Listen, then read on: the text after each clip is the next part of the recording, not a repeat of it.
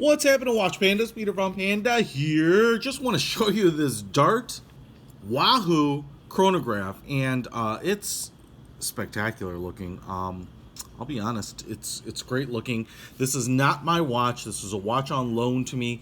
It's going on a YouTube tour. I'll put links to all the awesome channels that are checking this out in the description below, so you can check out kind of guys that know what they're talking about, their thoughts on it. But otherwise, if you're here, you're gonna get my idiotic thoughts on it. But hey, this is a really impressive looking timepiece, and I will kind of give you a little tour of it with as much detail as I can come up with here. It's from Dart. It's a brand new watch. As you can see here, we've got a beautiful brushed thick buckle. You know, all of this, even though, you know, I'm kind of assuming that this is a micro brand, none of this screams micro brand to me. So they have done just a tremendous job. I love rally straps.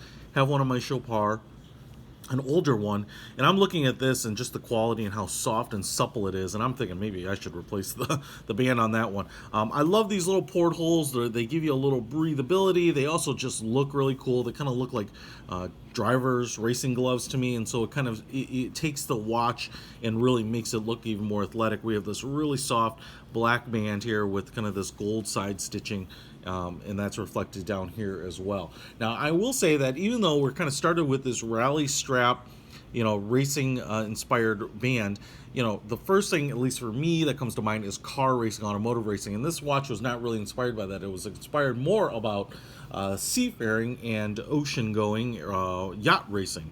And you know, there are some elements to that that are blended into the watch, but I think they're pretty subtle, and I don't find them like overwhelming or kind of like kitschy, you know. And in fact, to me, you know, I like automotive racing and car racing and automotive, the automotive industry, and this watch kind of speaks a lot to that. Now, if you're into sailing or living on the ocean and maritime activities, you might kind of see a lot of that.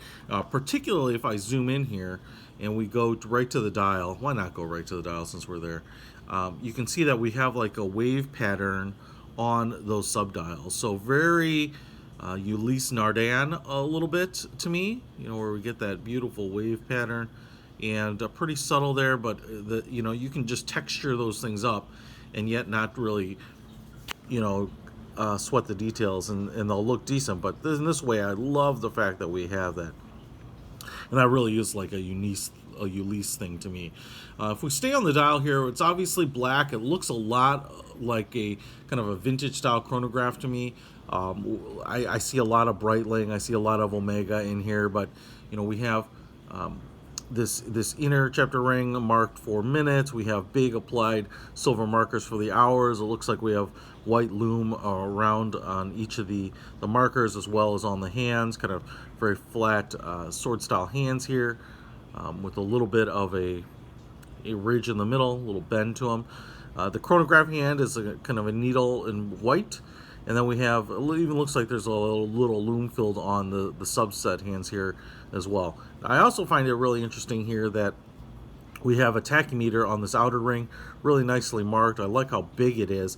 In a lot of ways, these tachymeters are really kind of small and hard to read, but this is pretty big.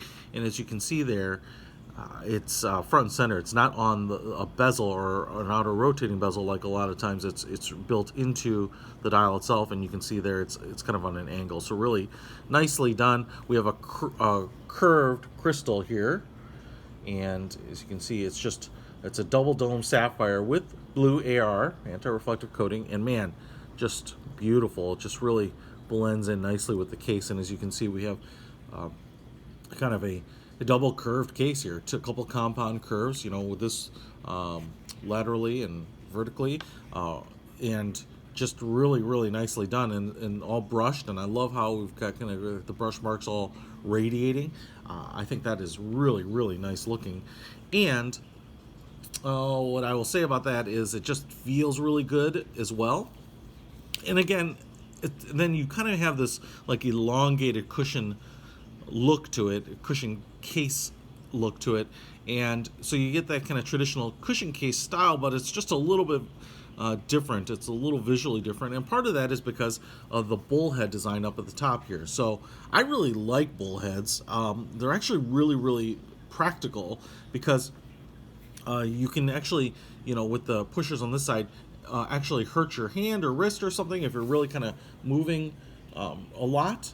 And you can actuate the watch and the function sometimes. I actually wear my Apple Watch on left-hand mode so that the crown is on this side, because I've actually accidentally pressed it, and it gets kind of annoying when it's like Siri says, I didn't quite catch that.